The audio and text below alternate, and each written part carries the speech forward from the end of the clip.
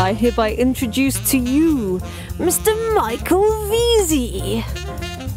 Hello, ladies and gentlemen. Welcome back to the show. Today is a part of the Mindset series. We're trying to divide things into themes here on the podcast. Niche source launched there, the main action steps for amazing FBAers. The niche being find out what you should be selling, or product research. Sourcing being go get it from somebody. Someone's going to make it for you.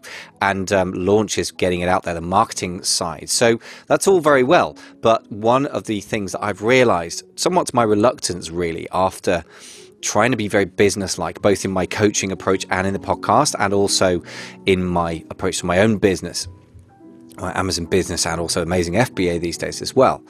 I've tried to avoid anything that's too woo-woo because I feel like there's enough stuff out there that caters to the mindset sort of crowd.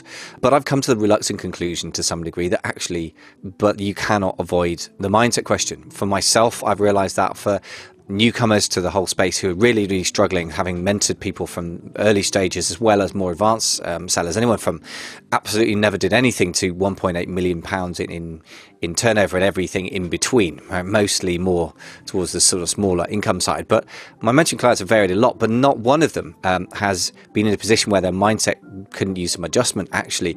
That's not because some of them aren't very capable people, but it's not a question of being capable or otherwise. It's a question of using your own brain in your own favor rather than against you. So it's nothing I say, although a lot of it may sound obvious, or nothing is to be taken as judgmental against yourself as being a good or a bad person. I don't think there's such a thing, or an action taker or a non-action taker.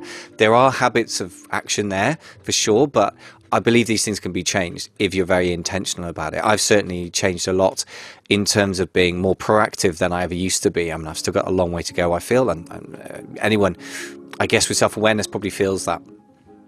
So this stuff is not to be glossed over. I feel that actually it can be very easy on the one hand to just kind of blindly put out some motivational quote on your Facebook page or something, or Instagram or something like that. And that's fine as far as it goes. But the stuff I'm going to talk about is based on my experience of using it rather than just a book. And I try and be truthful to that with everything we do on the podcast. I try and relate it, if not to my experience, directly to people I personally know well, rather than anything abstract. So the framework we're going to use and keep using is the Stephen Covey 7 Habits of Highly Effective People. There's a phrase called trust the tale, not the teller. And Stephen Covey is, I believe, was a Mormon and certainly is an American Christian businessman. I am a business person, but I'm certainly not American. I'm not Christian. I'm not, there are many reasons to be cynical or skeptical about a lot of things. I would urge you to park all of that and just look at the results things get for you. I mean, for me, this book has been a touchstone for about better part of 25 years of my life. And when I've applied the principles in it, things go better. And when I don't, they go worse. So I have to say I found it to be one of the most reliably realistic books about how life actually works. That sounds a bit general. All I can say is, it has a lot of universal truths in it. So I'd really urge you, if you haven't read it for a while or if you've never come across it, get yourself over to the show notes at amazingfba.com/297, where you can get plenty of show notes on this. And also then you can get plenty of detail on the book as well, and a link to it as well. So let's get into the book, and we come to the second habit. The first habit is be proactive. We recorded that a while ago, or I recorded it a while ago, I should say, the royal we, me and, edited by my team, but nevertheless it's me, I should say. And that's really critical to listen to and digest. So if you haven't done that, then please do listen to that first. I think it will really help. But this is part 2, which is mindset 2, habit 2, begin with the end in mind. So let's get into the meat of it. So let's get into Covey's content. This is all really about, I would call it goal setting for Amazon sellers, but it is much broader than just business goal setting. Now, in a way, I'm a bit wary of broad. I like specific, but this is about general principles, and I do think they are incredibly valid. So let's just start at the beginning. Begin with the end in mind. So he's talking about, at the beginning, Covey talks about imagining the very end. So imagine a funeral of a loved one, and you zoom in a bit and you go and look, as he says, in the face in the casket, and it's actually is your funeral 3 years from today. Now that's a bit of a morbid sounding way of starting things off, but I think the point is that the ultimate end is, the ultimate deadline is dead, I guess. And it's not something I dwell on a lot, but I think it is something that, an exercise I don't find easy, but I think very important. So Covey says, look at the speakers. Who's in the family, immediate or extended family? Who are your friends there? What's your profession, or in our case, business? What's your community organization, like a church or a charity or something? And for each category, he poses a few questions. So who are these particular people, first of all? What would they say about you and your life? Which is a really profound question. They might not say things like, he was really rich, as the most important thing. And when we go into business, obviously money is a motivation, and of course it should be. But there's often something deeper that's going to be needed to really satisfy, a long-term project that is building a business. What character would you like them to see in you? And again, you can extend this to business. What character would you like your customers to see your company in? If you want to leave a company as a legacy, what sort of business do you want to leave behind? What difference would you like to have made in that sphere of your life? So family, friends, and your business. What difference would you like your business to make in the world? So I think an important action point would be to write the answers down to the above questions. Very powerful exercise if done seriously. You can always poo-poo this stuff. I think it's very easy to do that, or do a lip service job with it. But I think done profoundly, this is actually a very powerful exercise. So you can get over to amazingfba.com/297 if you want to get full show notes there. So great goal setting starts with connecting with your values. So as Covey says, if you looked at this exercise and did it properly, you touched your fundamental values and at the heart of your circle of influence. So circle of influence is a concept that Covey talks about in Habit 1, be proactive, which is where you focus on the things you can change and influence rather than the things you can't. For example, if you have £5,000 in the bank, you could focus on the fact that you'd rather have 20,000 to start a business quotes properly, or you can focus on the things that are within your influence area, like an audience you've built up, like a manufacturer, relationships you've got, like a relationship with a great Amazon coach, being part of a wonderful community, whatever assets you have. You can focus on those things, and within that, you can then make a lot of things happen. So habit 2 applies to many circumstances. The most basic application of begin with the end in mind is to begin with the end of your life as a criterion by which everything else is examined. So it's quite a profound statement. Let's examine that a bit. I mean, basically, if you would get to the end of your life and people would say about you X, Y, and Z, and that isn't what you'd want them to be saying, then you need to reverse engineer, okay? If you want to leave a legacy, for example, with your business to be able to run a charity, and I know some people like my coach, Jason Miles, runs Winning on Shopify, as well as his wife, and he ran a wonderful Shopify store for people in dolls' dresses, who knew? And they also run a charity based around that ability. So there is more to life than money sometimes, and quite a few very, very famous entrepreneurs have probably left their mark more with their philanthropy than anything else. Andrew Carnegie, the steel giant, known for musicians for Carnegie Hall, for example, and he endowed a lot of public libraries in America. Bill Gates is becoming more famous for his philanthropic work than for Microsoft, and likewise Warren Buffett has pledged to give away a huge amount of money that he's accumulated as a genius investor. So sometimes, for example, that's a very obvious way that business could lead to wanting to be remembered or leaving a literal financial legacy. But that's one way of doing things. So this is not, I'm not saying that is what you should want, but the point is to examine very deeply what it is you want. And listen, this is a counsel of perfection. Me personally, I try and move in this direction. I try and even think about what I will want to do in the next 10 years. End of life stuff is tough. It's a good exercise. I don't necessarily come up with a crystal clear idea from it, but I certainly come up with some stuff like, I don't probably want to be known for being a pushy person who made a small amount of money by manipulating people, for example, which you could certainly do in business short term. I'd rather be known in business, so, in the coaching community, for example, for being an honest guy who actually helped people to move on with their lives, not necessarily with an Amazon business. If that works out, fantastic, but maybe this is a process they needed to go through, and trying out an Amazon type business taught them some useful skills, even if it doesn't ultimately end up being their main business. That's a perfectly valid thing to leave behind, I think, for example. So let's move on to the next concept Covey comes up with, which is all things are created twice. This is a really simple, but I think very, very powerful concept that bears a lot of thinking about. Begin with the end in mind is based on this principle that all things are created twice. A simple example of this is creating a blueprint for a house construction. You work with your ideas and concepts and work with different people's needs. For example, you need a room for kids here. You might want to have a music room. In my case, you might have an office. certainly in my case, I desperately want an office at home, and you get a clear image of what you want to build. Then you reduce that, or you create once in your mind a very clear blueprint, and that might take a lot of work to do. I mean, famously, you can work with architects for months and even years to develop a blueprint of a house before any brick is laid. And then you develop the construction plans, and then eventually the thing gets physically made. And there couldn't be a better way of looking at life when you're about to get 1,000 or whatever units of a product made for you in China or wherever it is. It's very important to adopt some of this mentality. And the carpenter's rule, as Covey says, is measure twice, cut once. Really very true when it comes to sourcing. I mean, you can get hung up on detail and never move forward in the product research stage. And I think sometimes you need to just be very, very clear about who you're serving rather than trying to make some mystical decision based only on numbers, right? So that's where people can get overly analytical because they're skipping past the more difficult question of what do you actually care about? What legacy do you want to leave? Who do you want to help? And those questions will often lead you in a certain direction. If you have a passion for helping people to read, for example, you might want to do something like anything between a reading glass, reading glasses, reading lamp, reading magnifying glass, or it could be a book that literally teaches people to read, or whatever. These are random product ideas, right? But the point is they develop from a passion for helping people read. So you can't solve that question by over-analysis. But the measure twice, cut once thing, I think once you get to sourcing, is particularly relevant. So having a very, very clear idea of exactly what your product should do, what it shouldn't do, what is it made of, who's it for, what should it cost, etc. And this is an art that's going to develop over time. You shouldn't hold yourself up to a perfectionist approach to this.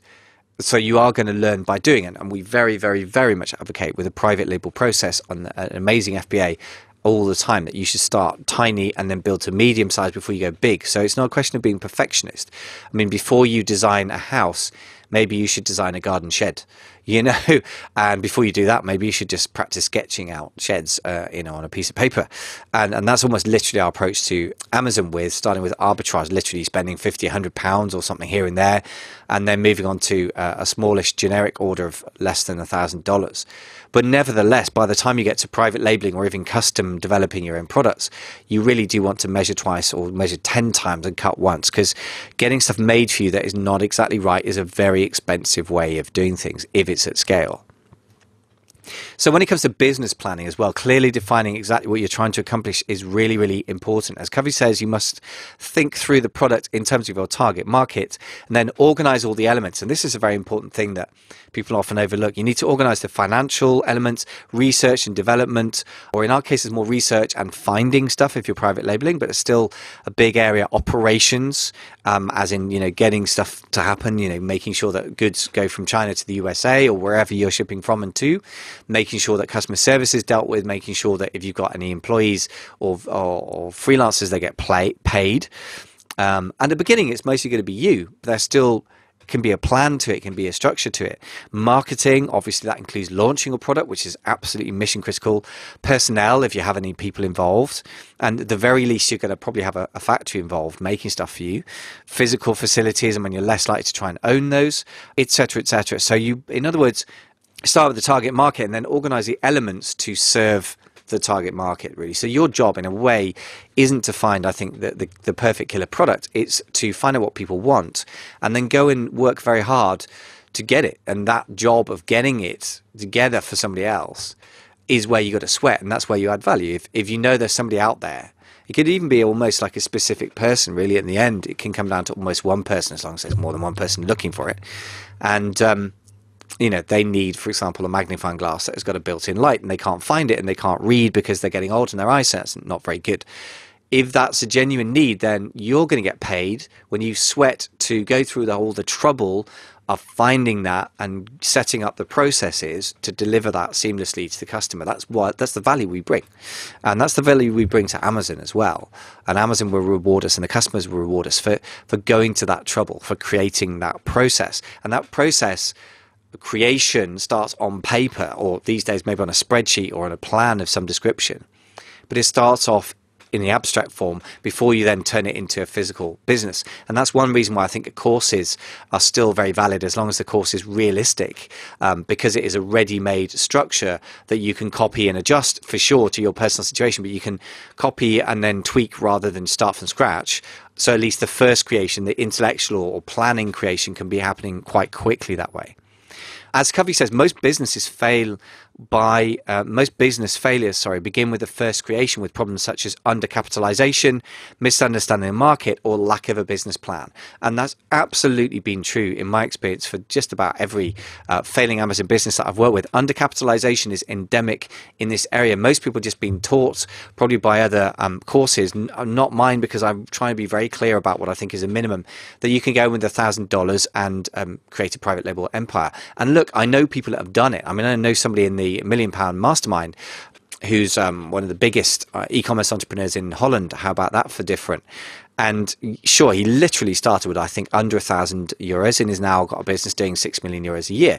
And actually, one other person in that mastermind started with, I think, either £1,000 and he's now doing £150,000 a month or so. So yes, it can be done. It can be done. I know those guys personally well. I mean, working on their business intensively.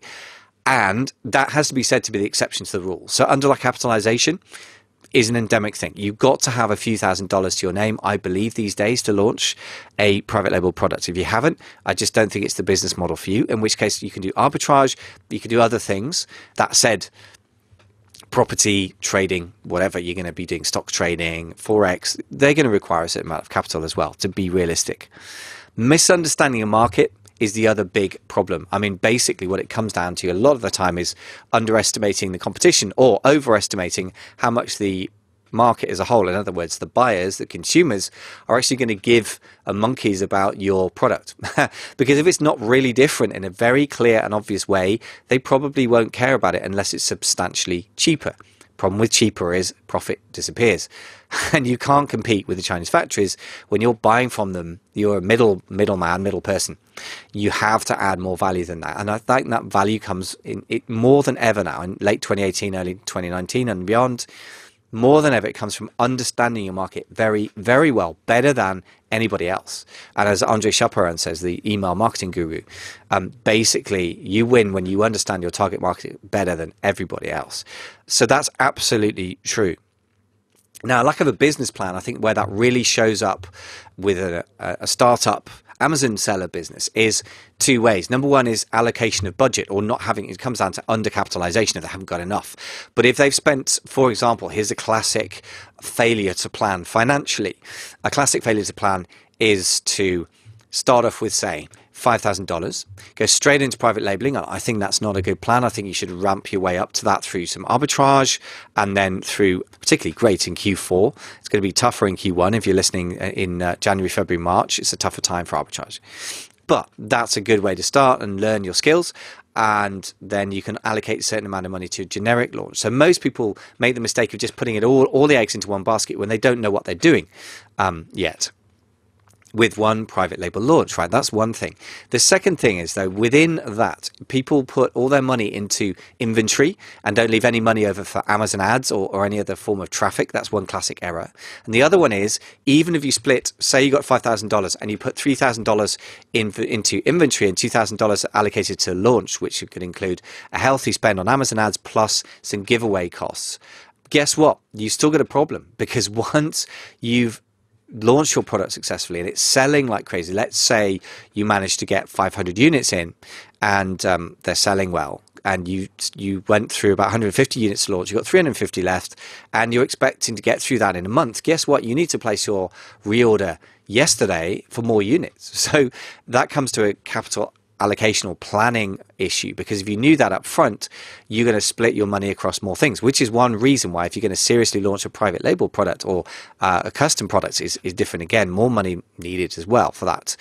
But you're probably looking at several $1,000s. So if you start off with $8,000, you might spend $3,000 on the first order, $2,000 on marketing, and $2,000 on $3,000. Sorry, on the next order. What is that? There, that's $8,000. So there you go. That would not be an unreasonable sum for your average private label launch. Doesn't mean you can't get away with spending a bit less, but you can certainly see why, if you're starting off with $1,000 and you chop it up into $300 plus $200 plus $300, and that doesn't add up. Sorry, let's say $400 plus $200 plus $400. that's not enough to get the minimum order quantities needed for a private label launch. This is why it's just not realistic to start with tiny money, hence undercapitalization. So I agree with Covey. Undercapitalization, misunderstand the market, lack of a business plan.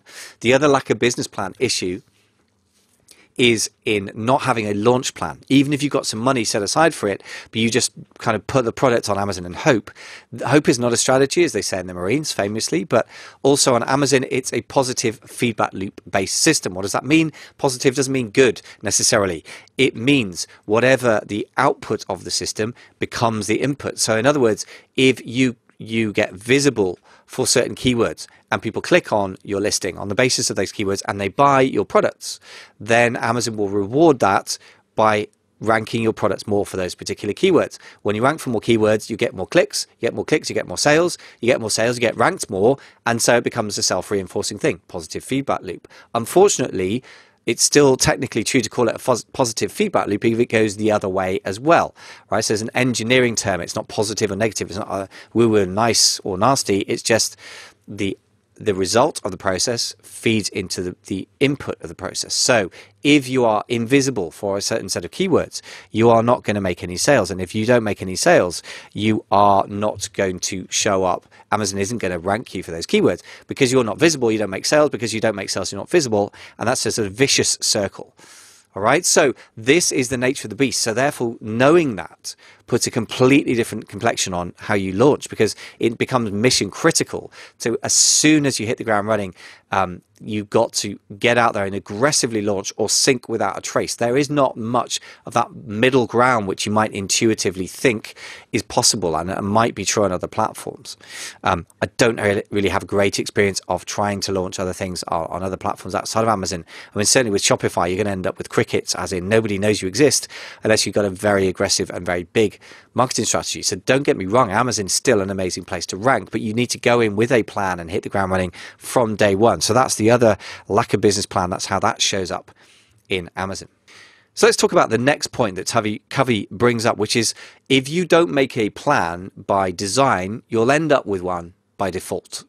Okay, so all things are created twice. So in other words, there's always an unconscious plan or a conscious one, but not always by conscious design. If we don't develop our own self-awareness and become responsible for first creations, as in creation of the plan in your mind, we reactively live the scripts handed to us by family, associates, and other people's agendas. And before you start thinking that sounds like psychobabble woo-woo, I think it's just true from the psychological perspective anyway.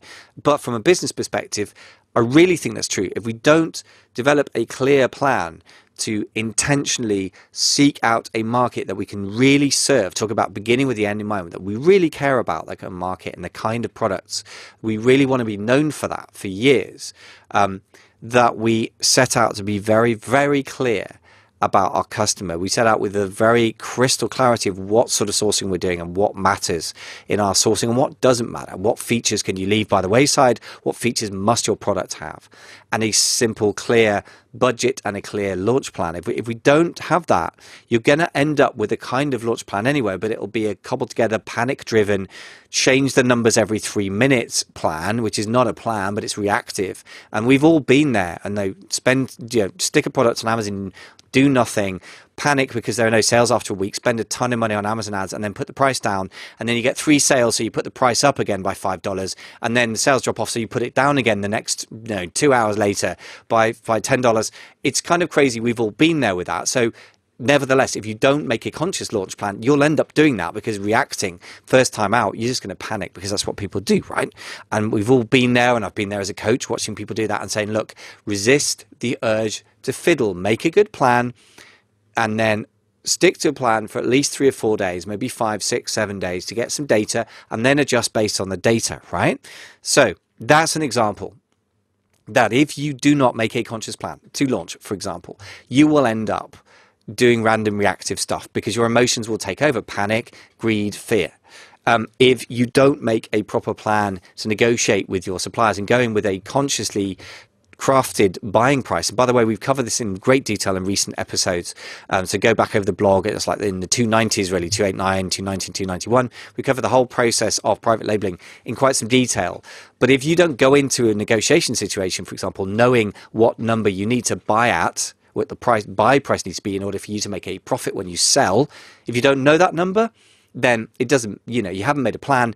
You're leaving it to the supplier to give you a decent price, and it's not in the supplier's interest to give you the best price. It's in their interest to charge you what you'll cope with before you run away. So there's an example that if you don't make a conscious decision of how you're going to approach market research, of how you're going to approach negotiation, of how you're going to plan for launch, you will end up in reactive mode, a victim of the competition in the market research, so you won't be able to make headway because you're too similar to everything else, a victim of your suppliers who will take you for all the money they can because you don't negotiate properly, and a victim of your own reactivity on the launch.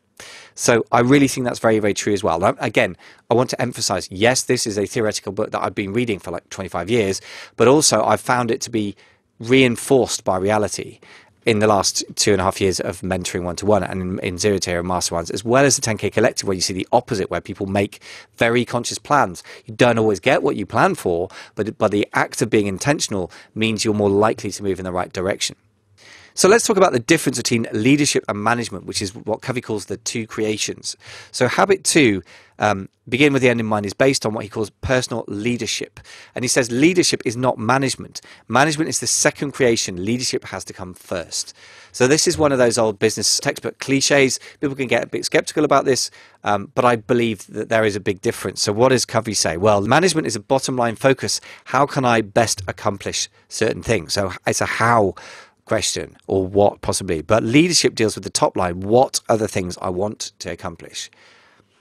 So it comes down to defining what you want actually very clearly. And you know what I've found? That's actually really one of the hardest things in the world. It's a kind of mind, it's a very big picture version of like, what do you want for Christmas? I never know what I want for Christmas. I like books, especially books about Christmas. Christmas. I don't like books about Christmas. Please don't buy that. If you were going to send me a Christmas present, I like books about business is what I'm trying to say. That's a Freudian slip. I enjoy Christmas, but I never know what to say. But guess what? It's really important to know what you want, or you can't get it. And it takes some work to do that. So leadership is often about what seems like kind of obvious things, but when you examine them deeply, aren't obvious. Like, what do you want? Well, money, obviously. Okay. Well, why don't you just rob a bank then? Well, okay. Well, I want money. Honestly. Okay. So there's something about being seen as honest that's important. Okay. Well, yeah, of course. I mean, I want to do it in a respectable way. Okay. So you want respect. Yeah. And when you dig a bit deeper below the crass answers you get sometimes, like, why am I in business? Money. Well, yeah. Okay. But there's more to it than that. Otherwise, you would be doing something else for money. There is a possibility of getting a job you hate for the next 40 years. That could make you a lot of money. In many cases, I've had mentoring clients who are making very good money in a day job, but they still want to quit. So it's not just about money. And then sometimes it comes down to time with family. And that implies families of value. So leadership sounds so obvious that it doesn't need stating, but actually that's not true.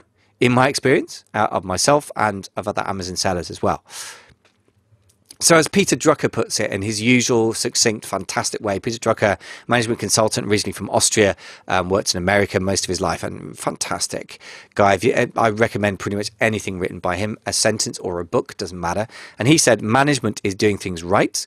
Leadership is doing the right things. And it's kind of obvious when you reflect on it for a second. Leadership has got to come first. For example, if you want to become known as being the best seller of electric lights in Amazon, and you're sourcing, I don't know, laces for shoes because you think it's going to be an easy win, then that may be good management. You may be sourcing the best laces ever, but it's never going to get you where you want to go. And if you don't really care about laces, it was a terrible decision in the first place because you're trying to compete on price, and that's never good. So you get the idea. I mean, people often abdicate leadership, I find, on Amazon, selling very much from the very beginning when they come into the space and they go, oh, I'll sell anything. And okay, well, what do you care about? Okay, well, I've got a background as 20 years as a GP. Well, why don't you sell some stuff that actually helps people based on your knowledge? Or you've got an amazing amount of depth of background. You've had a business running for a while. I was speaking to somebody the other day. He's coming into the 10K Collective, had a business running for generations, selling a certain type of product. I'm not going to say what it is. It's very specialist, not that sexy necessarily, but it's working very well for them. And he's just about to look at another area outside that niche because he perceives that he's finished with that niche. It's kind of, he's got the most out of it he can. And I always think that's a risky decision. So again, leadership is about, let's look deep into this.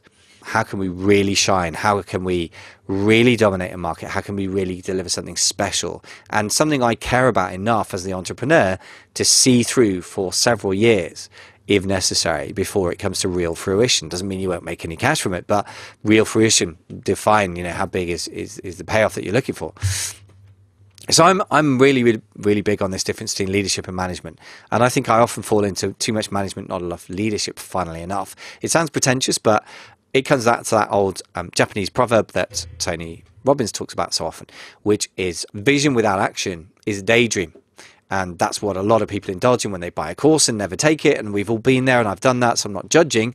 But if that's you, okay, then it could be that you need to get into action and try stuff and get your hands burnt once or twice, and scrape your knees or whatever metaphor you want, but be willing to take some tough times, but actually learn from real life. But the opposite extreme is this, that action without vision is a nightmare. I've had plenty of clients that I've worked with who are working very, very hard in their business, but they're not looking at the business as a whole.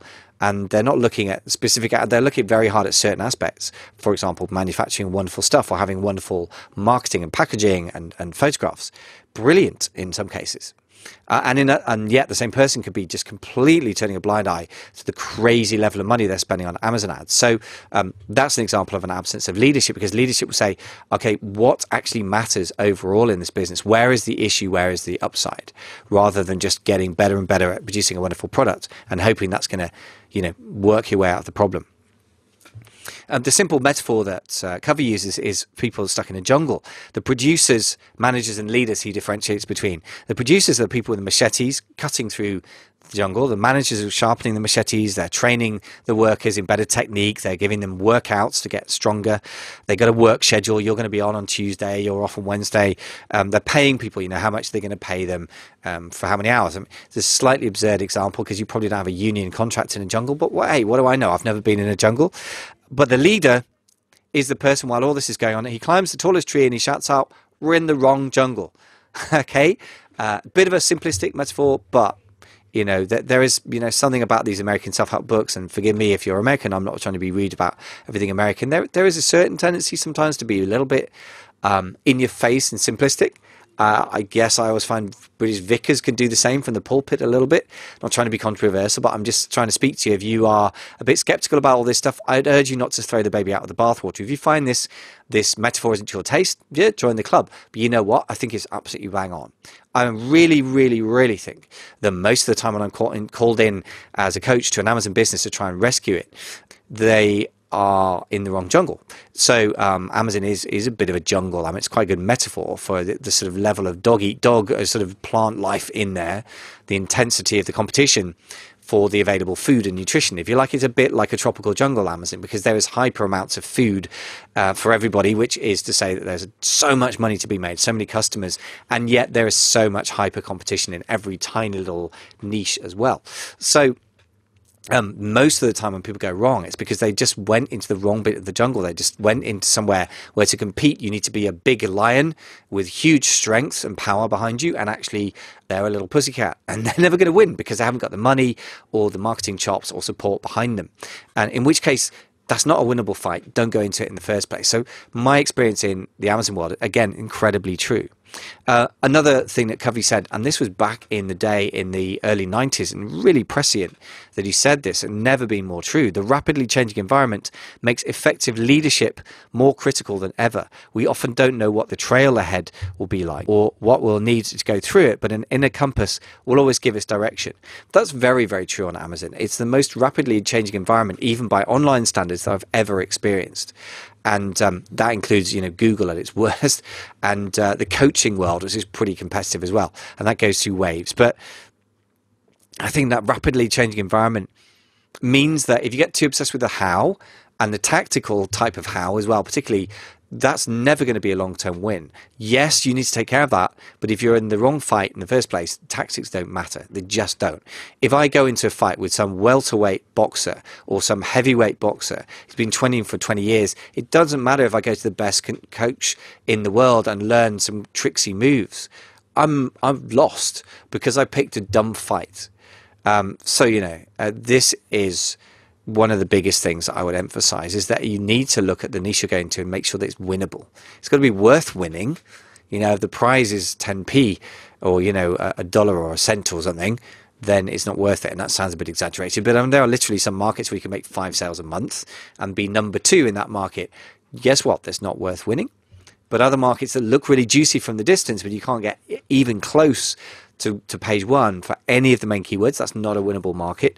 And that's a question of being, if you like, in the wrong jungle. So, as Covey says, effectiveness, often even survival, does not depend solely on how much effort we expend, but on whether or not the effort we expend is in the right jungle. I couldn't agree more. On Amazon, I think he could have written it for Amazon sellers. So then the next question, if all this stuff is so wonderful, which I truly think it is, if you get the leadership side right, I'm going to put it this way, it doesn't guarantee everything else works, but at least you've got a chance if you're in the right direction.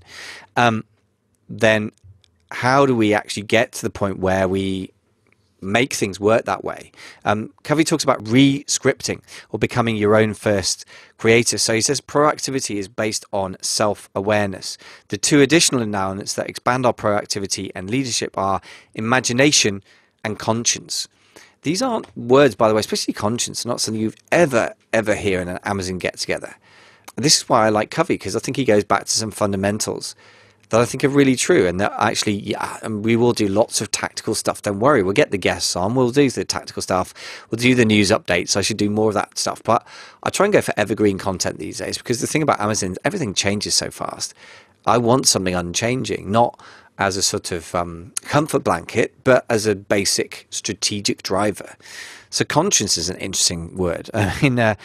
Basically says, look, we already live with many scripts, as he calls it, being handed to us. The process of writing our own script is actually more like a process of re-scripting, or as he calls it, paradigm shifting. So seeing things in a different way.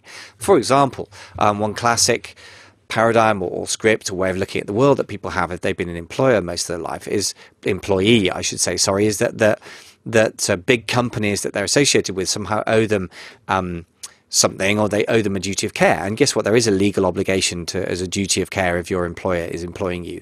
It's naive probably to think that they're going to be that nice with you in many cases. But when it comes to Amazon, for example, one of the shocks that we have as third-party sellers is to deal with the idea that Amazon just not only doesn't care about the third-party sellers, but treats you badly and will continue to treat you badly. It doesn't really make that much difference if you make millions a year. I know people who are making millions a year and they have the same complaints that most people have. Sometimes you can get an account manager. Sometimes you can get through to people a little bit quicker. It can happen, but not really basically very different. So one of the paradigm shifts, for example, is to recognize that whilst you neither have to react against Amazon and spend your life bitching and moaning about them, because you could, and everyone has a bit of a moan, that's only human, but then you need to move on because that's not going to change. Nor should you get so paranoid that you think that Amazon is out to actively get you. In some cases, they might be. There's a business reason for it. If they can push you off the platform and replace you by going direct to your suppliers, sure, they might do that. But in most cases, it's not as obvious as that, and it's not as crass as that. So they're neither out to help you, nor they're out to protect you. They're there for their own interests. And if you know what their interests are, if you know Amazon as a company wants, and a lot of it's about customer-centric stuff. So if you know what their customers want and what experience Amazon's trying to engineer for their customers, you're a lot of the way there. And then if you work with reality rather than fight it, for example, that's a bit of, if you like, re-scripting that has to happen for people early on. And some of us still struggle with that. I mean, I still struggle with the fact that I'm helping make Amazon money and they turn around and treat me like, dirt. And guess what? You're going to have to make your terms with that, because the flip side of it is Amazon has such trust for the consumers. Something like, I think 51% of all online search traffic now starts on Amazon, which is just insane. And 54%, every time I look at the stats, have gone up. Even they've gone up from a crazy level. 54% of all e-commerce searches now start on Amazon. So if you want to be in the e-commerce game, and it's a huge area to miss out on. If you want to do digital products, great. I mean, I'm with you. I do digital products through Amazing FBA. But there's something amazingly scalable about physical products and very tangible, and the conversion rates are good, which is hard to beat. Ezra Firestone talked about this the other day in a broadcast I was listening to of his. He was saying, look, I've done software as a service, I've done coaching, consulting, I've done digital products. So obviously he has training courses and stuff like I do. He does masterminds as well, so service-based, and e-commerce products. And by far the most scalable thing is e-commerce. So once you're looking at more than $200,000-$300,000 a year, and I haven't hit those heights, but I've certainly worked with loads of people who have. It really is true. So e-commerce is a massive area to miss out on. And if you want to be in e-commerce, you've got to be on Amazon. So you're going to make your peace with how that works. So there you go. That was a bit of a long-winded version of rescripting. But honestly, I mean, that's even in itself, a lot of people try and fight City Hall, and that's kind of a waste of time. So the last thing I want to say about this is, for this episode, and we'll revisit this in the next episode, is Covey's mention of a personal mission statement. So he says the most effective way that I know to begin with the end in mind is to develop a personal mission statement or philosophy or creed. It focuses on what you want to be, what character you want to have, and to do, what contributions and achievements, and on the values or principles on which the doing and being are based. So the values might be, for example, honesty, integrity, being creative, or being interesting. What do you want to do? You might want to leave the world with the most beautiful watches ever seen. For example, I've got a member of the £1 Million Mastermind who's just been creating some watches, and I just thought they looked amazing, and they're quite expensive for Amazon. I think they're really quite expensive, particularly for something that's not yet a known brand, but I'd buy one because they just look wonderful, because I really like watches. So there you go. That could be your mission, but whatever it is, you need to create some kind of mission statement for yourself, or at least you need to, but it's a very useful thing to do. You may revisit it and change it in the light of reality. That's fine. But I think having one, or going through the process of having one, is a very valuable thing. The other thing Covey says is this: rapid change burns out a large number of people. They become reactive and essentially give up, hoping that these things will happen to them that will be good, but it doesn't have to be that way. And I agree entirely. So in other words, if you are in a really rapidly changing environment, you've got to have something that is non-changing, that is constant. And again, it could not be more true for Amazon sellers in 2018, 2019 and beyond. I mean, this is the most rapidly changing environment, one of the most rapidly changing business environments I believe the world has ever seen, certainly in recent history. And guess what? If you just go in there and just bury yourself in the data of the market without any clear framework, without any clear set of values, you're just going to burn your brain out before you've even sold anything ever. And I see that so often, it's untrue. So I really can't say enough that before you plunge into the Amazon jungle, you really need to get your own brain clear and get your neck-top computer, as I keep saying, with reference to Peter Thompson, the old business coach that I used to go to. Very good man he was too, but neck-top computer before you go near your laptop computer. And I think that's really, really great advice. And the other thing I'd say is this, that there's no coincidence that even some of the most savvy digital marketers that I know, from anywhere from Frank Kern through Ben Cummings, who's obviously a bit of an e-commerce guru and a very successful seller as well himself, they are very, very big fans of using whiteboards or a big piece of A4, A2 paper. I use A2 because it's nice and big, and draw all over it with pens. And getting away from your computer and clarifying your brain is really underused work. I mean, I try and do more of it these days. I still don't do enough. I think I spend too much time at a computer, which might sound productive for somebody whose businesses are pretty much all online. But actually, I find that conversations with people, the conversations may happen through Zoom, they may happen offline, but the notes I make, even though they're on the computer, and it's not ideal, but quite often we end up scribbling things on bits of paper and holding them up to the screen, because there is something about pen and paper. So if you want a down-at-home way of doing this stuff, I would just turn your laptop off sometimes, and definitely turn your phone off if you've got a smartphone. Smartphone dumb brain, I would say. Turn it all off. Sit down with a piece of paper and a pen, and maybe even pretty coloured pens, depending on, I mean, I'm not a visual artist, but I certainly like drawing diagrams for whatever reason. It helps me visualise stuff. And get your brain in order. Try and clarify some simple stuff, like what is the business process? And if you don't know the answer to that, if you sit down and calmly go, you know what, I don't know what I'm doing, that's not a problem. But as long as you acknowledge that, and you go, well, okay, what that means is I need to find out what I should be doing and get some help. So if that is your situation, and you realize that you need a structured approach to things that has proven success behind it, and is based on not just one person's experience with 5 products for 5 minutes or 6 months or a year, but based on solid data from lots and lots of sellers that's been consolidated, then the private label process course may be for you. It's currently at the time of recording in sort of mid-December, not available for public sale, but you can sign up for the waiting list for some bonuses if you're one of the first few people, and we will be reopening that sometime late December, early January. So amazingfba.com/PLP, P for Peter, L for Lima, P for Peter, if you want help with that. If you're already in motion or you've had training but you think you want some help one-to-one, you can go and check out the mentoring program, amazingfba.com/mentoring, MENTORING, and that's an ongoing program. We've got some deals going at the moment, so do check that out. The normal price is £300 a month, about $380 for 2 90-minute sessions, or £400 if you've got turnover. These prices, if you've got £400 a month, you can do for 1 hour sessions a month. You may also want to consider one-off sessions, or instead consider one-off sessions if you are just about to launch. You might want to check out the launch plan that I offer as well, and the launch planning service. As we said, going without a plan can be very bad, or the pre-sourcing sanity checks, so just before you spend several $1,000s.